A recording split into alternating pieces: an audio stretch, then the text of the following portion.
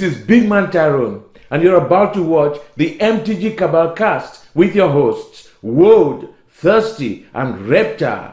Sub to us on all your podcast networks at MTG Cabal Cast and YouTube. Alrighty, guys. Welcome to the newest episode of the Cabal cast. This one's a bit of a doozy. So if any of you have been paying attention to the internet recently, you probably saw the tweet and subsequent sale by Ben Blyweiss of an intentionally misprinted Viscera See that was serialized. Kind of important because to this point, serialization hasn't occurred in Magic.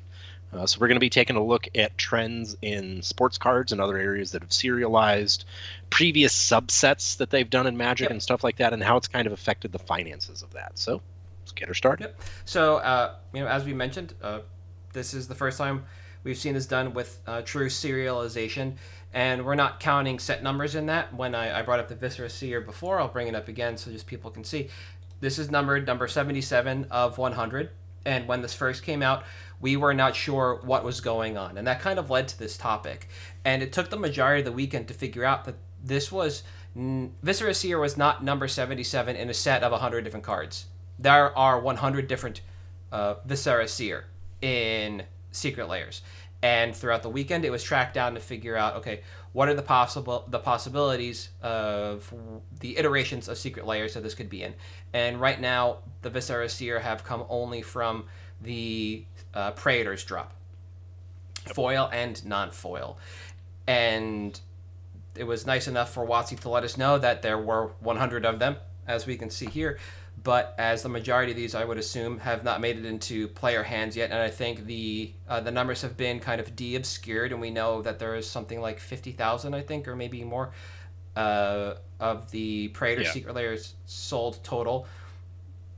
They have yet to be cracked, so we don't know if we're going to get more than just the serialized Viscera See yet. And so this kind of led us to this topic of, well, what is done in sports cards, and what does this mean for Magic? Because when we've seen this done before, and we've seen inserts, look at the stained glass planeswalkers, right? That means that certain Secret Layer sets are more worthwhile to hold sealed. The expedition sets, the invocation sets, the masterpiece sets, those are more worthwhile to hold sealed rather than open, because the lottery ticket inside is worth so much more when it's unknown. Even if there's not a lottery ticket inside, you get a premium on that as opposed to cracking and whiffing. But that doesn't happen with sports cards, so what's the difference? And so this is really what we wanted to talk about today. And one of the big things that we talked about, and I had to ping you for this in the server, was I know that when we look at inserts into sports card sets, we get variants. And we know based on the variants that we see, because thankfully they are serialized, what they are in regards to population. The question that we had was, is this known ahead of time? And, it's kind of interesting because it used to be, in the 90s, you would just look on the back of the pack and it would tell you, you will get this card in one out of every so many packs. Since then, what manufacturers have started doing, and this started about probably 8 or 9 years ago now, they will release beforehand the full checklist for the set on the internet, on their website, and it'll say, look, these players are in this serialized set with these variations, so you know who has a 1 of 1, a 1 of 5, a 1 of 50, a 1 of 100, whatever the case may be. And that's something that they've started doing to kind of drum up hype and sales for these sets before they come out. And when it was obfuscated a long time ago, it was obviously like, oh, it's, we'll figure it out and we'll figure it out. But what started happening and what pushed these manufacturers to do this was legitimately the internet and community resources pooling to try to figure out what does and doesn't exist, what has and hasn't been pulled. And that's one of the interesting things with, Secret Layers is now there's a structure in place already in other industries where people can track. Well, we've got, I think, 4 or 5 of the Viscera Seers that have been opened now. And you can kind of see, because 2 of them were opened on a stream. Ben had his, one was opened and posted earlier today in the Misprints group. And you can kind of see where these things are happening. And it's been, manufacturers have now started coming out and saying, hey, there's 3 one-of-ones of Justin Herbert in this set. Well, it's really a one-of-one then if there's 3 of them? Whatever. But that's been something that's kind of, you've seen sort of change as the industry has progressed over the years, is it didn't used to be disclosed. Mm-hmm. And now sets don't sell unless the manufacturer discloses, hey, this is in this set. There's this many copies of this many variations. Mm-hmm. So it's definitely something that is now public knowledge. Yep. And we just kind of got there for the first time with serialization. We've seen inserts, like we mentioned before, in a small number of sets that weren't just bound to the expedition. So we had some other odds and ends like that. And without serialization and more information, this remains kind of obfuscated and almost seems to fall into the kind of the realm of like misprints. Yeah. Because we don't know what the population truly was. Yeah. Prior to this.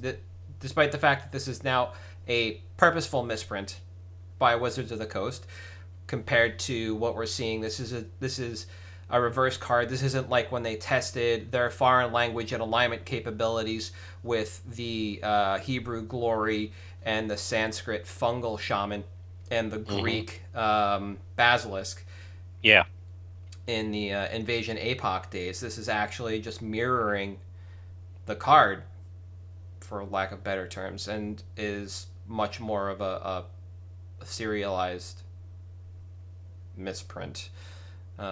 Yeah. And it's kind of interesting to see that their first attempt at this was to let people be surprised in tinfoil hat instead of being forthcoming when they've been trying to get cards into the hands of players rather than collectors. Yeah. And I think it's interesting too because this, something that, and this was something we discussed in the Discord when you pinged me, was, the difference in sealed product and sports.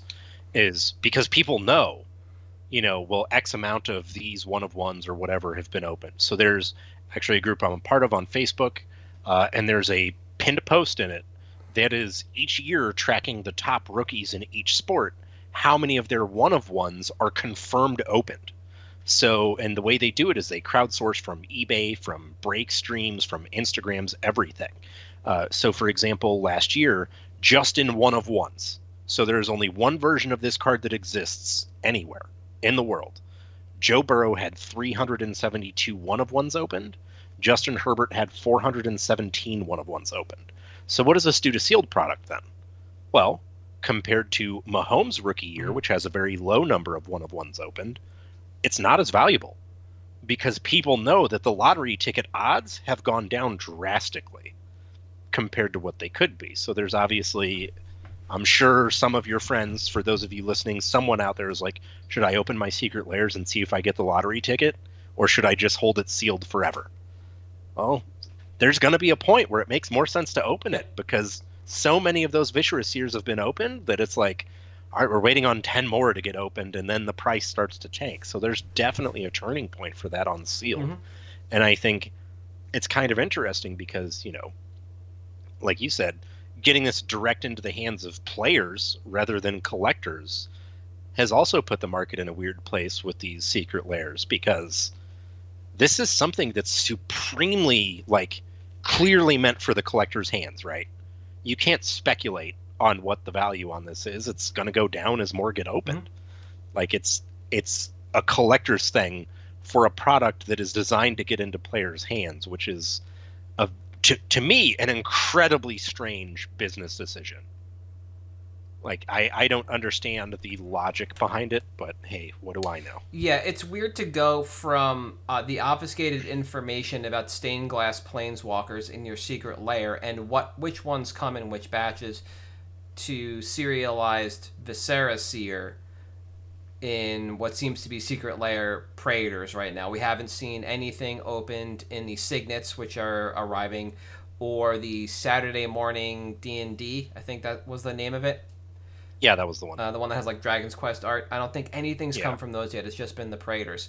So it's kind of pushing people to say, okay, if as the more of these are open, the price of them goes down. Provenance for the first one's already set. We know the numbers that are probably going to be worthwhile.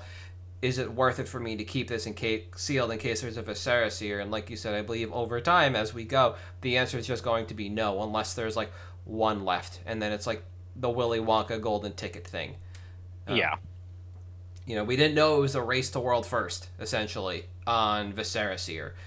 Maybe we'll never know again in the future. Yeah, exactly. Yeah. And then it becomes individuals beating out vendors in terms of provenance to first and who gets that premium, which seems really weird, like you said, for WotC, especially if they don't divulge what's going to be where.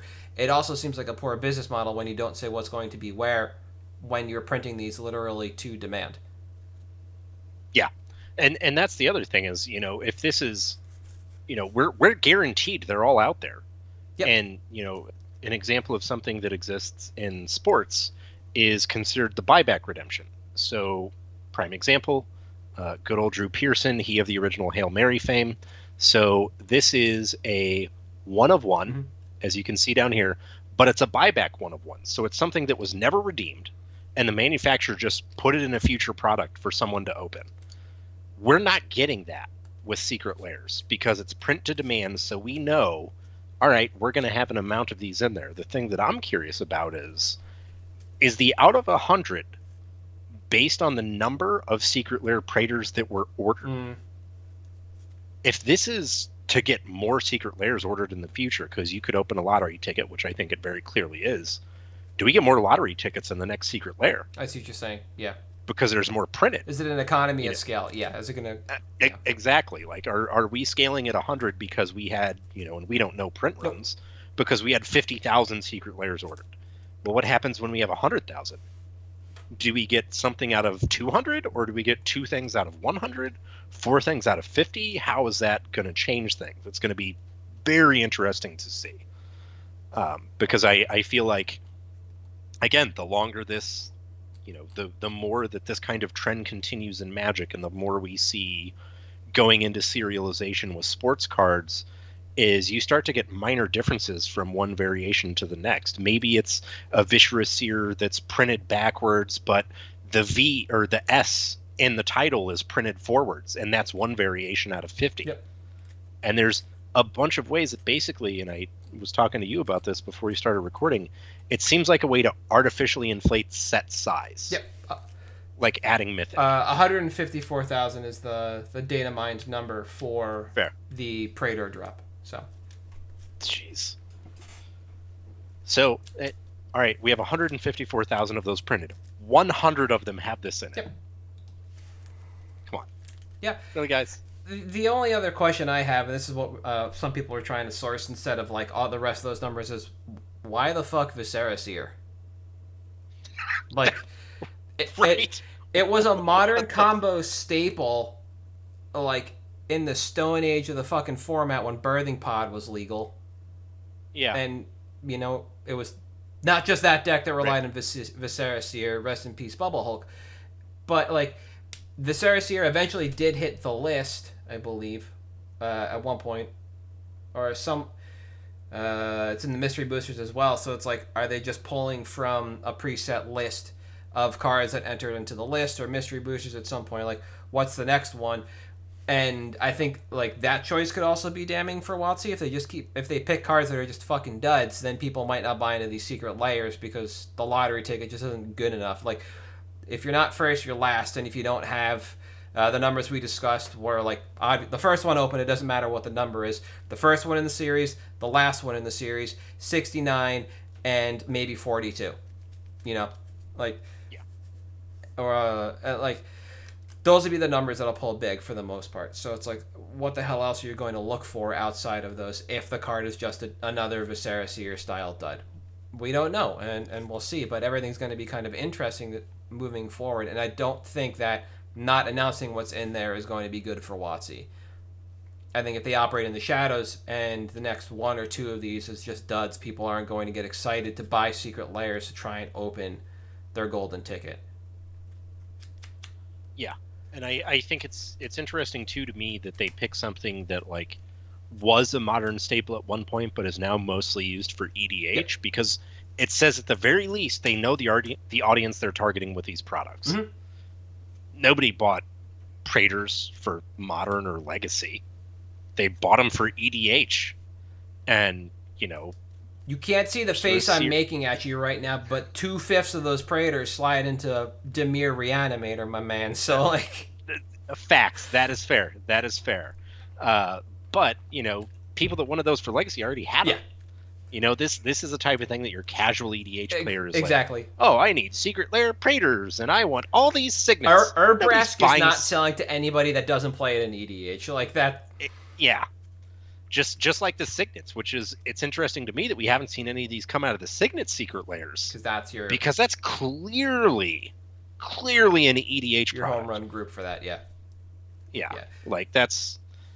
It will be interesting to see, and I'm curious if they do go more for variations, because if they put this in a non-Secret Lair product, if we get something like this in an actual honest to goodness standard set, that's going to be pretty ridiculous for sealed product, especially because with sealed product we don't know the production run. They don't disclose that. They never have, and they never will. No. It's always been just what we piece together based on fuzzy math, really. Mm-hmm. Although it does, if you do put it in standard product, it helps those dud sets move. Dragon's Maze doesn't sit at distro and see fire sales if it has something like this in it. So it is a good tool as long as they don't pick duds. And they have infinite good cards to pick from in the future, if that's what they want. So. Yeah, and they really do. And I think it'll be interesting, the rest in peace any chance of getting a promo variation of a dual land to get around the reserve list, right. Because yet again, closing that loophole was a shitty idea. I think the only thing that really matters is that as a vendor, this doesn't really change how you feel about Secret Layers. Mythic Editions were different, and you would have as many of your employees order them as possible when they went live. Yeah. And Secret Layers you can be kind of blasé about for the most part. Like the Praetor one was probably an easy hit. The Artist ones are a little more difficult because that's completely a niche market. Signets, again, obviously EDH players, but you don't know how popular that's going to be. So as a vendor, I'm probably not interested in buying any of these based solely on the lottery tickets. I still need the content to be worthwhile.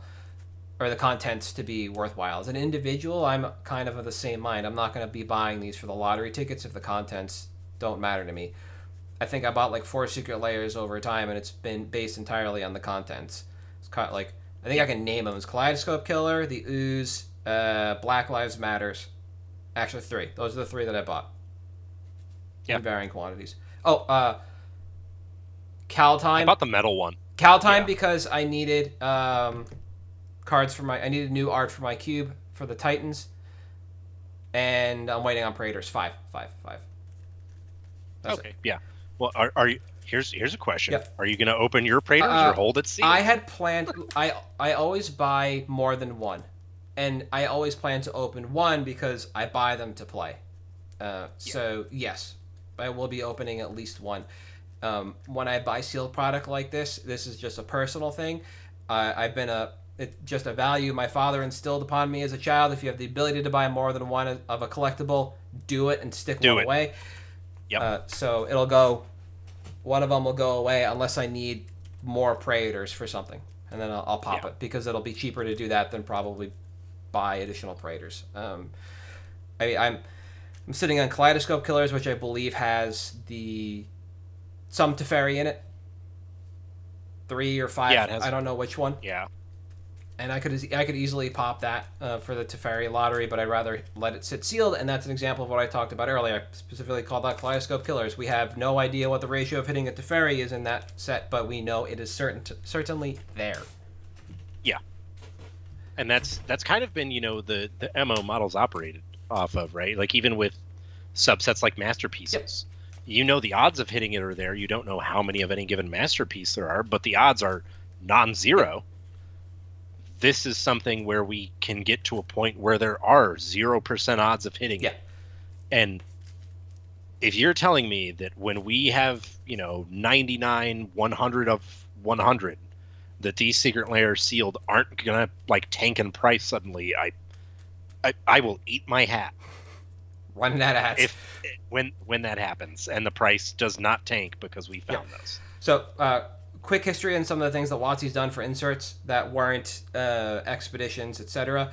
The one that came to mind super quickly was the hidden treasures. And that was something that WotC did behind the scenes. They contracted StarCityGames over the course of a year or two to go out and buy X numbers of copies of high-profile reserve list cards. So there were, in the initial wave of Zendikar, original Zendikar release, we had Power, we had Duels, Candelabra, stuff like that in there. Rumor has it that you cannot tell the difference between the waves of Zendikar boxes. Rumor has it that you can, because on the UPC you'll see an A versus a C. Yep. And that puts a premium, thusly, on all Zendikar boxes.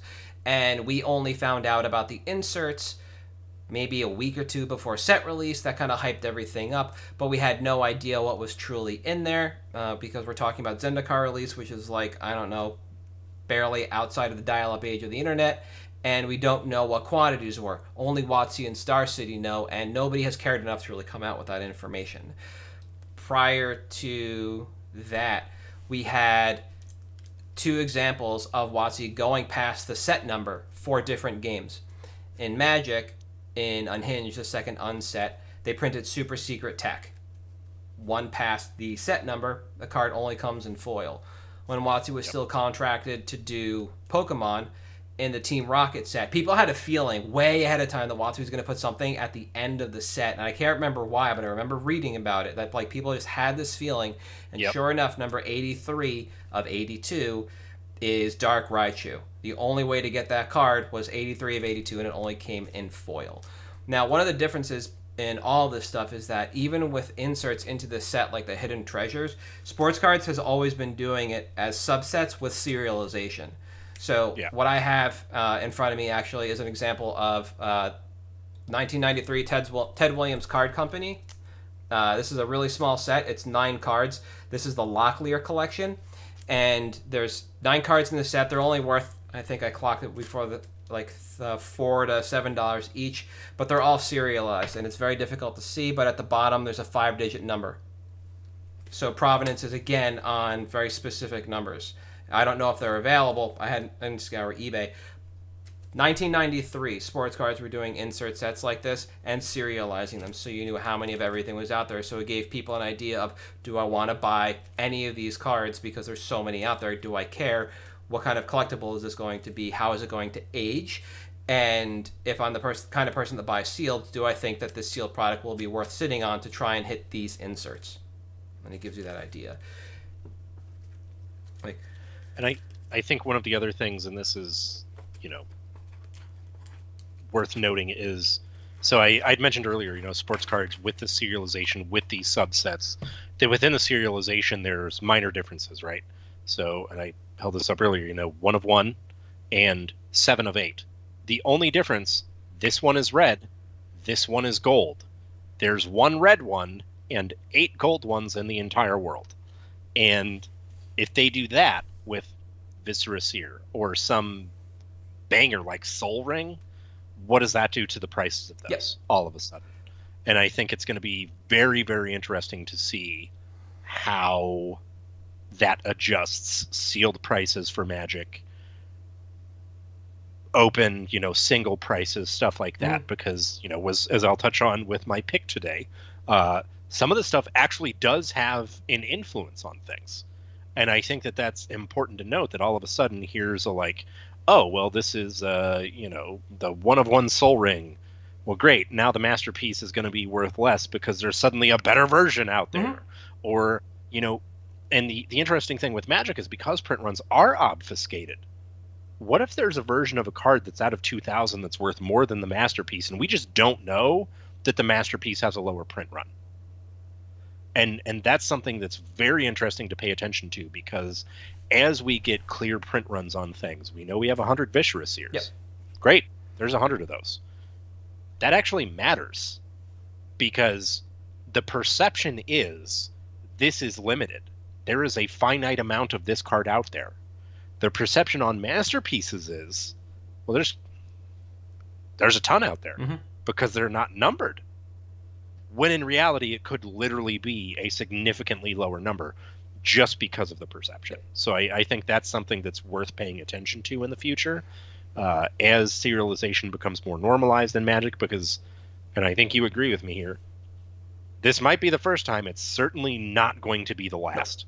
There is no way. I'm in complete agreement. A lot of what we've seen over the last couple of years is WotC seemingly toe into the water that sports cards have been navigating for decades. Yeah. And I think it's about time, because it allows their players to recoup and hold value a lot better on some of these offerings than they have in the past. It could do what happened to sports cards, which is it devalues the regular versions of it, but at the same time, that isn't that bad for the players either, because that means they're able to buy in cheaper. Yep. It allows people who want to buy the niche high-end stuff to buy the niche high-end stuff, and the people that just want to buy whatever version's the cheapest to do so, and possibly play this game cheaper, which is better for all of us in the long run, because that extends the shelf life of this game. Yep. All in all, I really don't expect this to impact the vendor level. I wouldn't think so. It'll. I think if the impact at the vendor level you might see is more vendors order more secret layers. Yeah. Or you might have, like, the people that are just dedicated to a vendor just ball outrageous and buy what they want for their own personal stuff because they're attached to a vendor and they can effectively put a hit out on something, right? Yeah. Like that kind of stuff. I don't think you're going to see, Star City chasing these or Troll chasing these. You might see something like Graded Power and those kinds of entities try and chase, like, number one of some of this stuff or all of it. But yeah, I think that's about it. I think on the grander scale, this is clearly not a move made for the vendors. This is a move made for the players, and I'm hoping that they continue to iterate on this in time. Yeah. All right. So while we're on the topic of Viscera See, you want to carry this ball? Let's go for picks. So my pick, yes, as you may have guessed, Viscera See. Foil, original printing. Why? Well, as I touched on, when better versions of a card come out, when something that is more scarce comes out, even if the scarce is incredibly finite, which we know it is, the perception is it makes the other versions less valuable. So Viscera See, for those of you that don't know, as we touched on, used to be an all-star in Modern. Rest in peace, Pod. Free the Political Prisoner, Pod, and Splinter Twin. Anyways, card sees a ton of play in the EDH. A ton of play. Foils are down to $4 low right now on TCG for LP, like 4 to 5. And if you take a look at the stocks graph, you can see that there's a steady decline in the price of this card. And yes, we have a full art version in Commander Legends? Yeah. That does come in foil. Why the original printing over that? Well, because one, it's the original printing with a lower print run. It has a better foiling process. And I don't know if you've looked at the art on this card. The art on this card is real bad, and the borderless version zooms in on how bad it is. So, just for me, not my cup of tea. As far as return goes, if you take a look at the stocks graph, you can see that we're in the middle of another suppression in price, obviously. Yep. And if you look at historical price trends on this card, every time there is a dip in price, we get a little bit of, like, price elasticity shortly thereafter. And we've been on a steady downturn for a while now. So why now? Because, again, we're seeing this price suppressed, and I would not expect that this sticks around. Why? More EDH products, more paper magic, more degenerate creature things that are being printed, and Viscera See is one of those cards that, along with Collected Company and stuff that relies on having efficient dudes, gets better and better and better and better. And it is only a matter of time before this card goes back up. Mm-hmm. If you also look, you'll notice that every 2 to 3 months after a lull in price, there's a little bit of a spike that lasts for a month or two. So I expect probably in the next 2 to 3 months, we'll see that spike once we have paper events start to return. And this is something that you should be able to profitably buy list at that time. I will say quantity-wise on TCG Player, and this is something that I've touched on before, quantity is diminishing on LP foils. I think we're currently at time of recording. I just looked before we recorded. We were at 35 listings today as of recording on LP or near mint. Last week, we were at 46. So it's worth noting that, or sorry, that's LP only is 35. We were at 46 LP last week. We're not seeing the price increase with this disruption in quantity, which means this is steady movement. This is not someone coming in, buying out a bunch of Viscera Seers because they're speculating on it. You're just seeing natural consumption of this card. That's incredibly important, because as the natural consumption catches up and people start paying attention and seeing it, you'll start to notice the price go up. And that's when things will really start to take off. So I'd expect about 2 to 3 months, especially as more Commander products come out, because as more Commander products come out, we're going to get more and more stuff that's just like, hey, here's this cool degenerate thing you can do with another general that makes you sacrifice stuff. Oh no. And then it takes off. It's my thoughts. Yep, I like Viscera See as a pick, especially now. It just kind of leans into a lot of what you've been saying recently, which is where you can track, obviously, what's going on, something cyclical. We're looking to a card that has, a price history behind it based on utility, a card that has precedent set before it in Modern because of its abilities, and what it does in Modern carries over into EDH for similar reasons, and the playability in EDH now is a lot higher than it ever was in Modern, just because of what you can be doing with EDH and how many cards are available to you in that slot. This kind of probably flies under the radar for a lot of people. I don't know, how often it'll show up on the top of Rex for things like the Prosh deck, etc. They just want to be sacrificing everything all the time. But again, this is like kind of a foundational piece. I assume in CEDH it's also, it's another foundational piece. You're anything that does degenerate graveyard things in CEDH runs a card like Viscera See, and it typically is Viscera See because of being able to filter through your deck. And so, based on utility alone, I like the pick. M11 is still in the short print run era. We have another 3 core sets before we hit Return to Rav and the increased print run. So anything from that era in foil is not quite star foil, but it is short enough print run that it's always worth the look. You mentioned the foil printing in Commander Legends. There's the full art and the regular, and it's just an updated border and zoomed in art, and really is not that great a look. They did do a little bit to help depress the price. This pushes it further down, and I think now is the opportune time to look in. We're always a few cards away from this coming back in Modern. We just need something to take either the birthing pod or be yet another Malira clone for this to really move. Free pod. My pick for this week is sticking both with black and the EDH theme. I'm not leaning into the vampire theme, though it is usually found there, and it is Sanguine Blood. I started looking at the M10 version of this back in April of 2021. CK was buying 24 at $3.20 TCG market for LP or better. There's 131 at $3.60, and as of recording this on November 15th, CK is no longer buying any from M10, but they are buying M14. So I threw my notes together for both of them. So CK is buying M14 copies at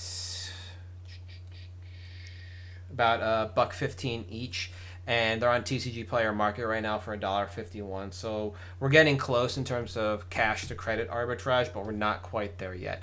There's 112 LP or better at $2.84 for the M10 version, 182 at $1.51 for the M14 version, and those are the ones I'm looking at specifically because, again, short print runs. The other copies of this card were in Commander 2013, 2017, 2021.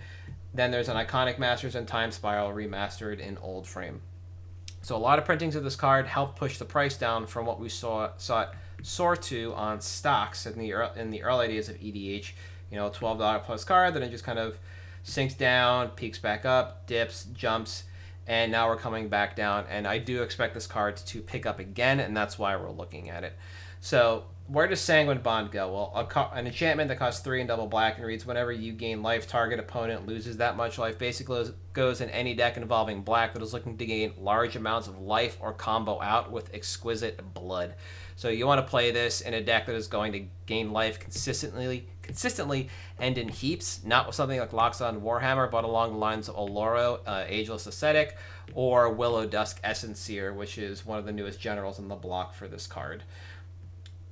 So, as far as the format is concerned, this card is reasonable on its own. It turns a lot of life gain strategies into something competitive with a possible combo finish. This card, in a vacuum, is not over the top, and when not paired with exquisite blood, allows the owner to play a very fair and fun game, taking something slow and dirtily and making it quote-unquote hang at the table.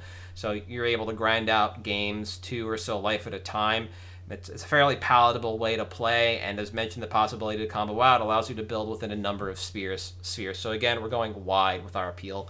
And I'm not really looking at Edgar Markov decks, so this does exist there when I built this report, because not only does that card, but the rest of the deck can be both too expensive and competitive for a lot of players and tables.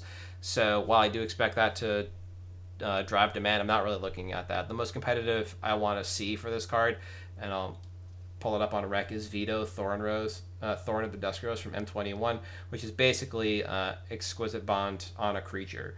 Whenever you gain life, target opponent loses that much, and that just creates the feedback loop you need to combo out. And that's basically just the combo aspect of this. Otherwise, when you look at the generals on this list, aside from Willow Dusk, it's just kind of slowly grinding out the game. Alaro, Obsidian, Cabal, etc. It just kind of nickels and dimes your opponents out of the game and allows you to stay afloat. So as far as the timeline is concerned, with nothing terribly inspiring coming within Crimson Vow, my expectation is that buying in now during the first plateau in years, as people are dumping stock, we'll start to see returns in about 9 months. We're waiting for demand to remove supply, and with no new push, this is going to take a minute. So as mentioned, the newest commander we got is Willow Dusk, and I believe that's from Strixhaven. So it's been 6 months since we got a brand new general for this. This has made a splash recently in a lot of commander content, but nothing truly to move the needle, so we have more time to move in on this card than we usually would in a lot of aspects. I literally think Suarez on Commander Versus played this within the month of November within a Willow Dusk deck. And I think so. And I'm pretty sure he won with it, both those cards, but it just did not move the needle on it. But again, I do expect this to happen. I expect all versions to rise at the same time, so buying into any version should yield the same results. Currently, the version I was tracking, like I said, M2010 is no longer on CK buy list, but they are buying literally every version of every other set this card has been in, down to the Time Spiral Remaster Old Border foils. So it's only a matter of time. This card is not one that sees a rush unless it takes over some kind of commander video or some kind of commander content, and it's got to do so in blinding fashion. Within the data that we're pulling, the 20 some or 25 copies or last sales that we're allowed to see on TCG Player, it basically takes, we're recording this on November 15th, it takes about a week to remove the 25 copies of every across every version that we would see. And at one apiece, which is exactly what we want. And it's just a matter of time because there's not a lot of these out there. And once this goes, we're done. You need Sanguine Bond to finish the combo. You can't double Exquisite Blood your way to combo. Veto and Exquisite don't finish this out. You need Sanguine Bond for this part of the combo. And without Sanguine Bond, there is no way to just create that feedback loop. So it is the critical piece of this combo. Before Veto, they were both unique in that instance. Now this is the one that hinges on a single version, a single way to do this, and that's why I expect this to go up in time. I'm not terribly happy with a 9-month turnaround on this one. It's always seemingly been a slow mover unless something cool and interesting and unique comes out. And even before Strixhaven, when we jump into the stocks graph, and coming out of Strixhaven, it's actually just been on the downturn because of the Time Spiral remastered printings. But we will see it go back up because what happens every time it sees a reprint, it goes back up. This is just a fairly palatable card. It's a fairly palatable combo. It's easy to deal with. This isn't oppressive. It won't push people out of the game. You're not casting Armageddon here. You're closing the game out with 2 enchantments that cost 5 each. Like, Urborg Cabal Coffers aside. Yeah. Fairly palatable, fairly casual. It has wide appeal. And I would not...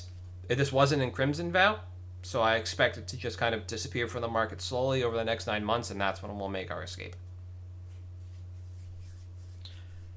I love this because everyone always talks about Exquisite Blood. Everybody. They're like, Exquisite Blood is so much money, it's the combo, it's the combo. And Sanguine kind of flies under the radar because of the reprints. Because it gets reprinted and people are like, oh, it just got reprinted. It's fine. And it's low-key held its value incredibly well, despite multiple reprints, because of the nature of the combo and the fact that it occupies that like casual, almost like 85% CEDH list of like, well, sometimes you just land the combo and you get there. And it's something that even on its own is just a good effect to have in a deck. And I think that, you know, like you said, it's only a matter of time before we stop getting reprints of this card. WotC starts reprinting Exquisite Blood more to kind of equalize supply.